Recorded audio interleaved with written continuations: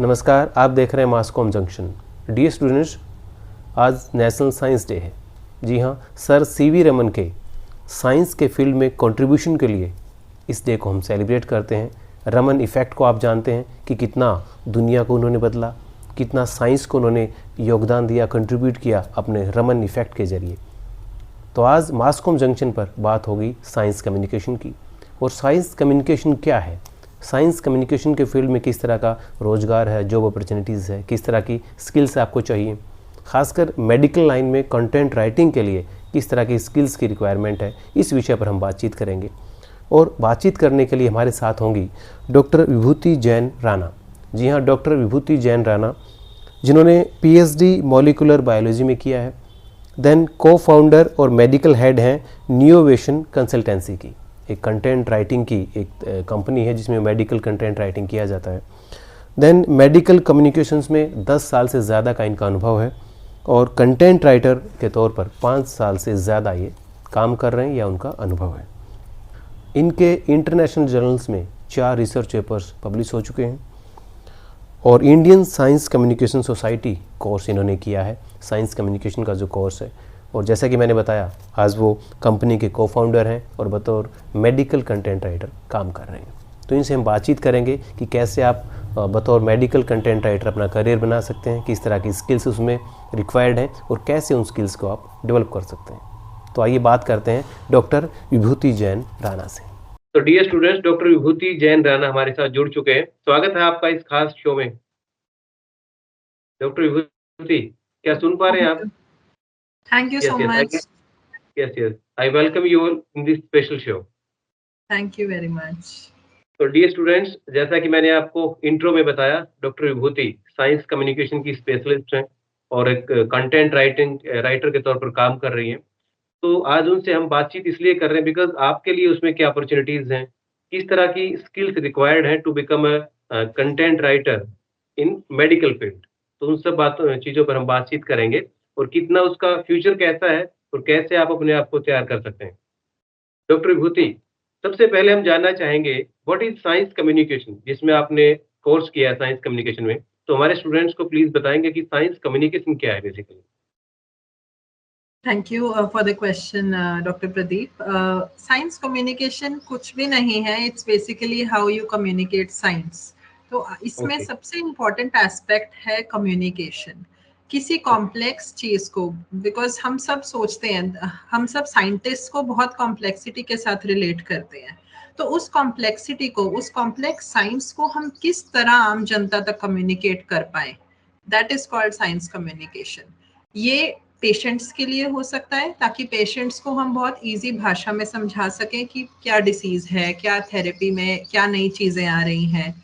ये डॉक्टर्स के लिए हो सकता है, जो मार्केट में, जो रिसर्च में क्लिनिकल स्टडीज हो रही हैं, उन स्टडीज को हम सिंप्लीफाई करके डॉक्टर्स तक कैसे पहुंचा पाए, ये साइंस कम्युनिकेशन है या फिर मेडिकल कम्युनिकेशन है.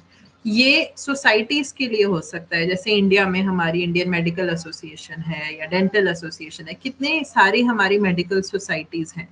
हम उनको कैसे हेल्प कर सकते हैं किसी नई ड्रग, किसी नई फॉर्मुलेशन, नई रिसर्च के बारे में पता करने के लिए. इस सारे को हम कम्युनिकेशन बोल सकते हैं. और जैसे कि बाकी सब फील्ड्स में होता है, ये रिटन हो सकती है, ये ऑडियो वीडियो के फॉर्म में हो सकती है, वर्बल हो सकती है. तो इसके बहुत सारे मीडिया हैं. ओके। थैंक्स. मीन्स जैसे साइंस कम्युनिकेशन को हम जब कम्युनिकेट करते हैं तो डिफरेंट फॉर्म्स में कर सकते हैं हम उसमें, ये कहना चाह रहे हैं आप? यस। बिल्कुल. तो और आपने जो बताया कि साइंस लेमैन तक कैसे पहुँचे, कॉमन मैन तक कैसे पहुँचे, जो फ़ॉर्मूलाज़ अलग-अलग हैं, बिकॉज़ मेडिकल साइंस पढ़े लिखे लोगों की साइंस है, लेकिन जो मेडिकल लाइन में है, उनको जो डील करना है वो एक लेमैन के साथ करना है। और लेमैन आई थिंक जितना अवेयर होगा, उसको उसकी जितनी बारीकियाँ पता होंगी तो उसकी ट्रीटमेंट भी आई थिंक उतना ही ईज़ी होगा। और मेडिकल साइंस को आगे प्रमोट करना या लेमैन के लिए वो कितना हेल्पफुल होता है, उसके लिए साइंस कम्युनिकेशन आई थिंक की रोल प्ले करता है, जैसा आपने बताया। तो जो बिल्कुल. आईसीटी है, इंफॉर्मेशन एंड कम्युनिकेशन टेक्नोलॉजी, जैसा कि आपने खुद बताया कि इसके डिफरेंट फॉर्म्स हैं, ऑडियो विजुअल फॉर्म में है या प्रिंटेड फॉर्म में है, किसी भी तरीके से, या इंटरपर्सनल कम्युनिकेशन है, आप जाकर के बात कर सकते हैं। तो आईसीटी के आने से, जैसे आज हम बात कर रहे हैं इस विषय पे, और इस इंटरव्यू को जितने लोग देखेंगे वो दुनिया भर में कोई भी देख सकता है। तो इंफॉर्मेशन एंड कम्युनिकेशन टेक्नोलॉजी के आने से साइंस कम्युनिकेशन को लेमैन तक पहुंचाने में कितना आसानी हुई है, क्या मानते हैं आप? मुझे लगता है कि कोविड एरा के बाद डिजिटलाइजेशन ने इतना ज़्यादा इम्पैक्ट किया है, the way we communicate, the way we talk to each other. बहुत यस, सारे एक इसका लॉजिस्टिकल एस्पेक्ट है कि बहुत सारा पैसा बच रहा है, हमें यस, जाना नहीं पड़ रहा, we can use digital media. अब जैसे आप कहीं और बैठे हैं, मैं पुणे में बैठी हूँ इस वक्त, बट हाँ हम जी, कितने अच्छी तरह कम्युनिकेट कर पा रहे हैं। सिमिलरली अगर एग्जैक्टली, हम कुछ डॉक्टर्स की मीटिंग करना चाहते हैं या हम कुछ पेशेंट ग्रुप्स की मीटिंग करना चाहते हैं, तो डिजिटल मीन्स लाइक वेबिनार्स और डिजिटल समिट्स, हाइब्रिड मीटिंग्स हम बोलते हैं, जहाँ पे कुछ लोग इन पर्सन बैठे हैं मीटिंग में और जो नहीं आ सकते वो वर्चुअली कनेक्ट कर रहे हैं जूम से या किसी और प्लेटफॉर्म से। तो ये सब it's all because of information and technology advancement. Covid के बाद ये इतना ज्यादा प्रीडोमिनेंट हो चुका है, अब आप देख सकते हैं half of the companies are working remotely. तो उससे बहुत सारे बेनिफिट्स हुए हैं, थोड़ा सा आई वुड से नुकसान भी हुआ है, बिकॉज इंटरपर्सनल कम्युनिकेशन जो हम साथ मिलके हाथ मिलाकर बैठ के बात करते हैं वो अब थोड़ा सा कम हो गया है, but it's almost coming back to normal now. तो मेरे हिसाब से कम्युनिकेशन डिजिटलाइजेशन के बिना हैंडीकैप्ड है आज की डेट में। यस, यस, यस, बिकॉज़ इसने आई थिंक जो पूरा यूनिवर्स है, जो ग्लोब है, उसको एक विलेज बना दिया है। हमारे यहाँ हम जर्नलिज्म में पढ़ते हैं, मार्शल मैकलुहान की थ्योरी है, ग्लोबल विलेज, यानी एक पूरी दुनिया एक गाँव बना दी है टेक्नोलॉजी ने, टेक्नोलॉजी की वजह से। हमें मतलब एक कोने से दूसरे कोने में कनेक्ट करना बड़ा ईज़ी है, जैसा आपने बताया। तो बिल्कुल। अब आप जैसे आपने जैसे डॉक्टरेट किया है, ठीक है? मॉलिक्यूलर में डॉक्टरेट आपने किया है, मॉलिक्यूलर बायोलॉजी में डॉक्टरेट किया है। उसके बाद कब आपको लगा कि मुझे साइंस कम्युनिकेशन की कंटेंट राइटिंग में जाना चाहिए? बिकॉज़ बहुत से ऐसे लोग हैं जो रिसर्च में चले जाते हैं, टीचिंग में चले जाते हैं। बट आपको कब लगा और क्यों आपने ये फील्ड चुना? इसके बारे में मैं थोड़ा सा हिस्ट्री से बताना चाहूँगी। जब मैंने पीएचडी जॉइन किया मॉलिक्यूलर बायोलॉजी में, मुझे शुरू से ही रीडिंग का काफ़ी ज़्यादा शौक रहा है, हुँ, fictional reading basically which is not at all related to science. मुझे शुरू यस, से रीडिंग, राइटिंग का थोड़ा शौक रहा है। जब मैंने पीएचडी एंटर किया तब मैंने धीरे-धीरे सीखना स्टार्ट किया कि how do you write publications? That was the first step.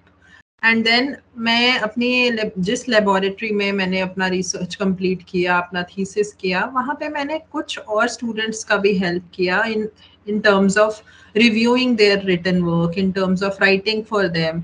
तो मुझे समझ आया कि this is something that I enjoy, और वहाँ से मेरी जर्नी स्टार्ट हुई। वहाँ से मैंने धीरे धीरे एक्सप्लोर करना स्टार्ट किया कि अगर मुझे पीएचडी के बाद रिसर्च फील्ड में नहीं रहना, एकेडमिया में नहीं रहना, but I want to transition into another role जहाँ पे मैं अपनी राइटिंग की हॉबी को भी यूज कर पाऊँ, अपने राइटिंग एंड कम्युनिकेशन के पैशन को यूज कर पाऊँ, तो मुझे क्या करना चाहिए।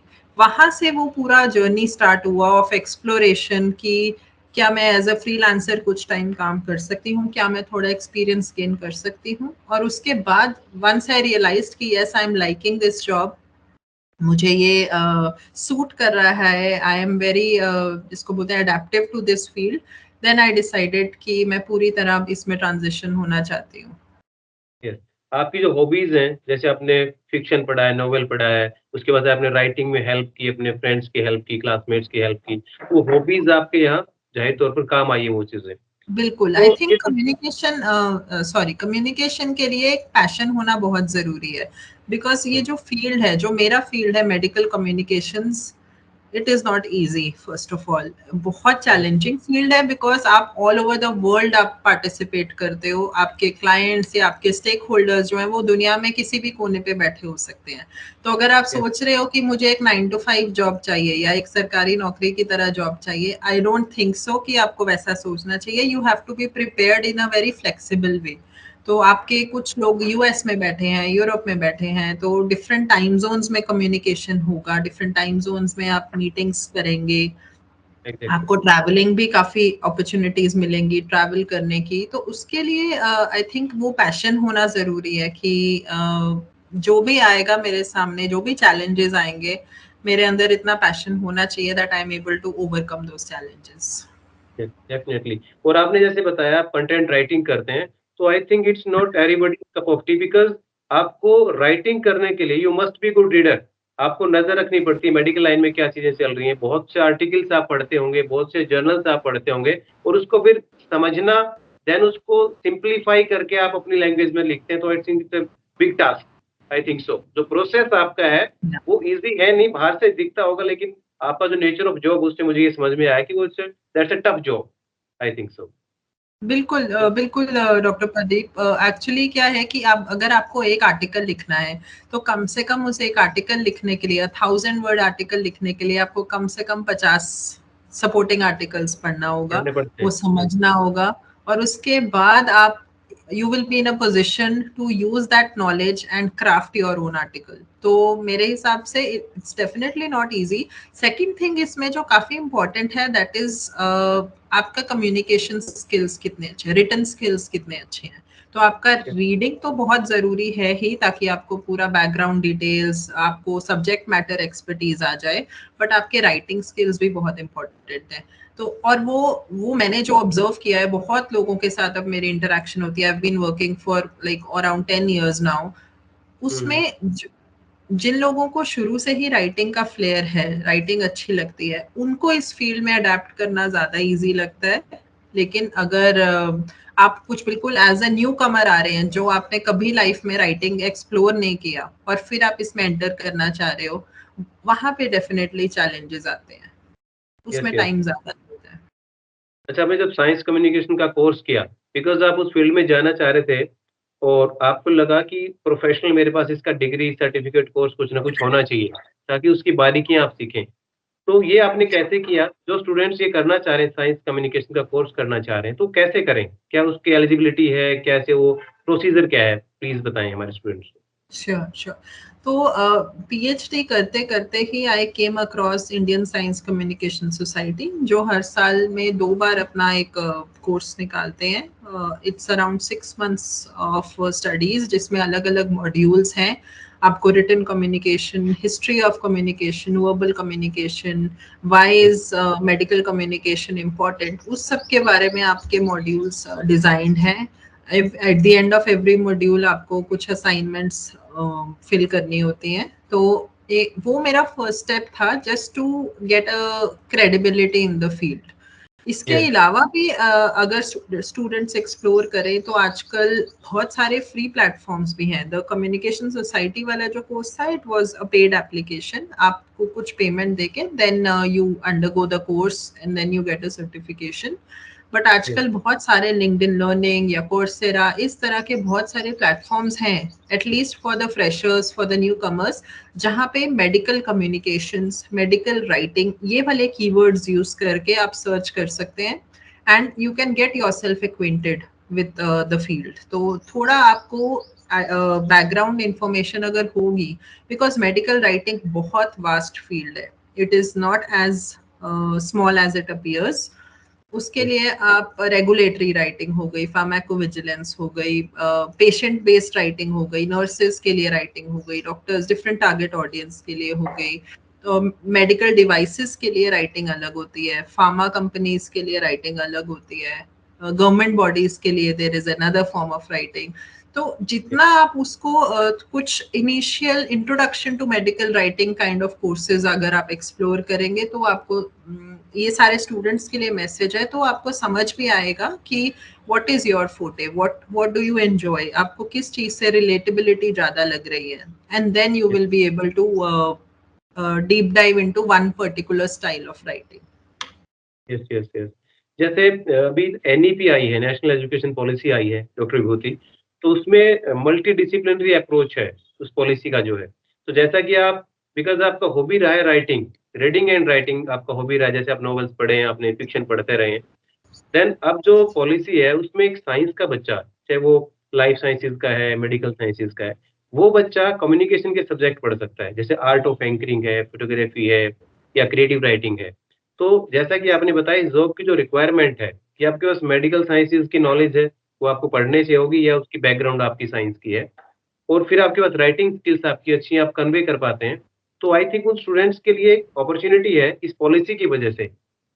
आप क्या मानते हैं?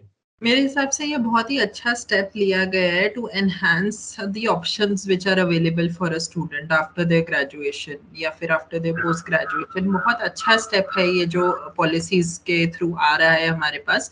बहुत सारे ऐसे मेडिकल स्टूडेंट्स हैं, डॉक्टर्स हैं, फार्मासिस्ट्स हैं, बीएससी ग्रेजुएट्स हैं जिनको साइंस समझ आती है, बहुत अच्छी भी लगती है, but they don't want to have a conventional career. वो अपना हॉस्पिटल ज्वाइन नहीं करना चाह रहे या वो एक फार्मेसी में ज्वाइन नहीं करना चाह रहे।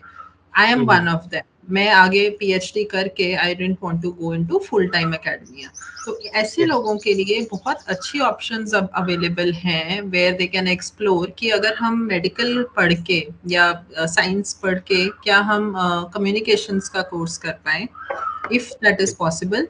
तो फिर हमारे पास मेडिकल कम्युनिकेशन में बहुत अच्छे करियर ऑप्शंस अवेलेबल हो जाते हैं। Similarly I know so many people in my field जो ग्रेजुएट्स इन आर्ट्स हैं, जो बीएस हैं, बट उन्होंने कुछ एक डिप्लोमा किया अबाउट फार्मा मैनेजमेंट या एक डिप्लोमा किया about medical affairs, and now they have developed that understanding कि किस तरह हम मेडिकल कम्युनिकेशंस के फील्ड में एंटर हो सकते हैं। तो there are so many people जो एमबीएज हैं और फिर भी वो मेडिकल कम्युनिकेशंस में बहुत अच्छे से सेटल हो गए बिकॉज उनकी प्रोजेक्ट मैनेजमेंट स्किल्स बहुत अच्छी हैं।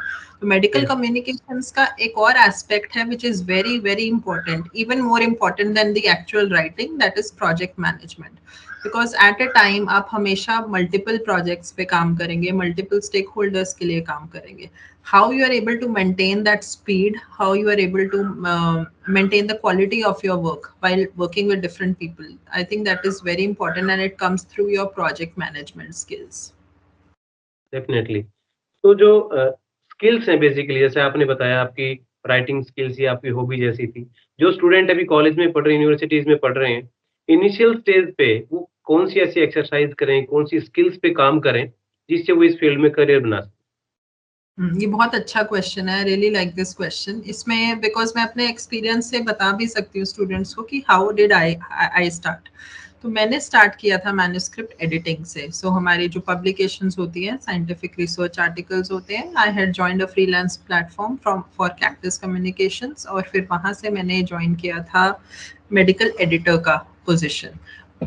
वहाँ मुझे सब्जेक्ट मैटर की अंडरस्टैंडिंग बढ़ने लगी, मुझे समझ आने लगा कि जिन लोगों की नेटिव लैंग्वेज इंग्लिश नहीं है वो किस टाइप की राइटिंग करते हैं या किस टाइप के एरर्स उनमें ज़्यादा आते हैं। तो वहाँ से मेरा आई फॉर डिटेल इंक्रीज हुआ, एनहांस हुआ। I started getting into a lot of details of medical writing.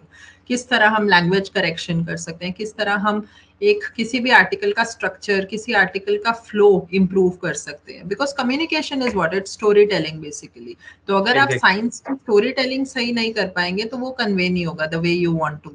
तो एडिटिंग से वो स्टार्ट हुआ, जहां मैंने काफी लोगों का काम रिव्यू किया और उसमें improvements lie. So it was a learning journey for me also, and I think I was able to do justice to a lot of work that I reviewed. उसके बाद धीरे धीरे मैं राइटिंग में एंटर किया and I started as a freelance writer because I was still exploring कि whether I am made for this field और not. तो ये मेरी एक सजेशन है for all the people who want to enter this industry कि don't go for a full time job all of a sudden. थोड़ा सा एक्सपोजर दीजिए पहले इंडस्ट्री का, कुछ फ्रीलांस अपॉर्चुनिटीज ढूंढिए। आजकल बहुत प्लेटफॉर्म्स हैं, Cactus is one of them, Kolabtree is one of them, Upskill is one of them. तो इस तरह काफी इस तरह के प्लेटफॉर्म्स हैं जहाँ पे आप एज अ फ्रीलांसर कुछ आर्टिकल्स पे काम कर सकते हैं, कुछ एडिटिंग बेस्ड असाइनमेंट्स कर सकते हैं for which you get paid.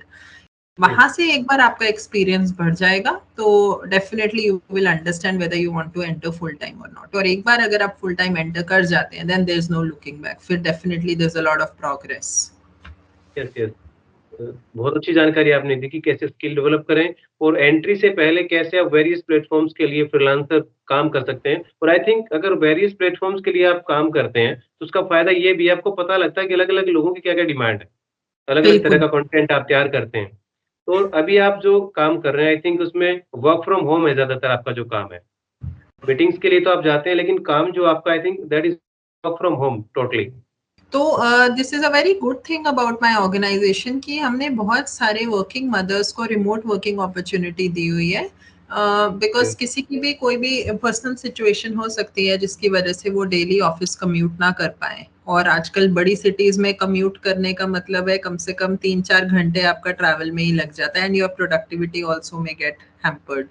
तो मेरा वर्क फ्रॉम होम सिचुएशन है, बट एज आई सेड, मैंने आपसे बताया था कि मेडिकल कम्युनिकेशंस में इवेंट बेस्ड काम बहुत ज़्यादा आता है। तो जैसे इंटरनेशनल कॉन्फ्रेंसेज होती हैं या नेशनल कांग्रेसेस हैं, कुछ डॉक्टर्स की मीटिंग हमें ऑर्गेनाइज करनी है, this is a very important aspect of medical communications. तो इसके लिए हम frequently on and off out of country या आउट ऑफ स्टेट ट्रैवल करते हैं नेशनल इंटरनेशनल लेवल पे, but otherwise predominantly it is remote work. बाकी मेडिकल राइटर्स के लिए initially I think there is a lot of remote work opportunity. जैसे जैसे वो राइटिंग को क्रॉस करके अपने करियर में ग्रो करते हैं, मैनेजमेंट में जाएंगे, they can become medical managers, they can become scientific advisors, they can become even project managers if their project management skills are good, then their traveling might increase. But yeah, remote work is a very big perk of medical writing field. Yes, definitely. Because work from home is a beauty for working mothers, I think. जैसे आपने किया, बेटियां हैं, आप उनको परवरिश कर रहे हो उनकी, आप और इतना अच्छा कंट्रीब्यूट भी कर रहे हो सोसाइटी को। बिकॉज आई थिंक हम जॉब केवल इसलिए नहीं करते कि हमें उसको आजीविका है, लाइवलीहुड के लिए, बल्कि आपका जो टैलेंट है वो लोगों तक पहुंचे, इसके लिए भी हम नौकरी करते हैं। और वर्क फ्रॉम होम हमें अपॉर्चुनिटी देता है वो, कि हम सोसाइटी में कुछ कंट्रीब्यूट कर पाए। तो I think this is the beauty of this profession जो आप कर रहे हैं। I think it is तो empowering a lot of women like me. Work from yes, home or remote opportunities in medical communications is empowering a lot of women. Yeah. Yes. इसके अलावा भी कोई और स्पेशल मैसेज आप convey करना चाहें? Because हमारे स्टूडेंट्स इसको देखेंगे। कोई और स्पेशल मैसेज जो मैं आपसे क्वेश्चन ना कर पाया हूँ? If anything left? या मेरा स्पेशल मैसेज सारे स्टूडेंट्स को, बिकॉज आज के स्टूडेंट्स का what I have seen is they give up too easily. So what I want to convey is please do not give up, work hard for your dreams. यही age है where you can struggle, where your body will give you all that power for struggling, for working hard. तो make the maximum use of it, harness your energy in the right way. अगर अभी आपने initially starting के 4-5-10 years में मेहनत कर ली, then the rest of your life will become much simpler, much easier and much stabler also. So this is the time when you really have to roll up your sleeves and work hard to achieve your dreams. That's it. Thank you. Yes. Thank you very much, Dr. Vibhuti Rana Jain, sorry, doctor Vibhuti Rana Jain. आपने बड़ी अच्छी information हमारे students को दी, कैसे science communication का course आप कर सकते हैं, उसको ऑप्ट कर सकते हैं, कैसे अपनी हॉबीज पे अगर आप काम करेंगे, दिल से काम करेंगे, जैसा आपने एज अ स्टूडेंट रहते हो अपनी राइटिंग को टाइम दिया, आपने एक अच्छे रीडर आप रहे, तभी आप अच्छी राइटिंग कर पाए। और कैसे जो न्यू एजुकेशन पॉलिसी है, वो जो मल्टी डिसिप्लिनरी अप्रोच है, वो ज़्यादा हेल्प करेगी स्टूडेंट्स की to become a content writer in the field of medical sciences. जैसे आपने बताया, बहुत से आर्ट स्ट्रीम के स्टूडेंट्स हैं जो कि मेडिकल साइंस में काम कर रहे हैं एज ए कंटेंट राइटर। तो सारा डिपेंड करता है, जैसे आपने बताया कि कितना आप ड्रीम को फॉलो करते हैं, और आपने शुरुआत में एक बात कही, कितना पैशनेट आप हैं। पैशन बहुत ज़रूरी है, जुनूनी होना आपका बहुत ज़रूरी है। तो आपने इतना समय दिया, आप बहुत-बहुत धन्यवाद आपका। और फ्यूचर में हम कोशिश करेंगे किसी और एस्पेक्ट पे साइंस कम्युनिकेशन के आपसे हम बातचीत करना चाहेंगे, और उम्मीद करते हैं कि हमने जो बातचीत आपसे की है, आपने जो वैल्यूएबल सजेशंस दिए हैं, इनपुट्स दिए हैं, वो डेफिनिटली हमारे स्टूडेंट्स के काम आएँगे, और वो फ्यूचर में बड़ा आगे जाएँगे, तरक्की करेंगे, प्रोग्रेस करेंगे इन the field of science communication. Thank you very much. Thank you doctor Vibhuti Jain. Thank you. Thank you so much. बहुत अच्छा लगा मुझे इस प्लेटफॉर्म पे आके स्टूडेंट्स को इनिशियल इंट्रोडक्शन, फील्ड की इंट्रोडक्शन देके, तो मुझे इनवाइट करने के लिए बहुत बहुत thanks. Yes, thank you very much.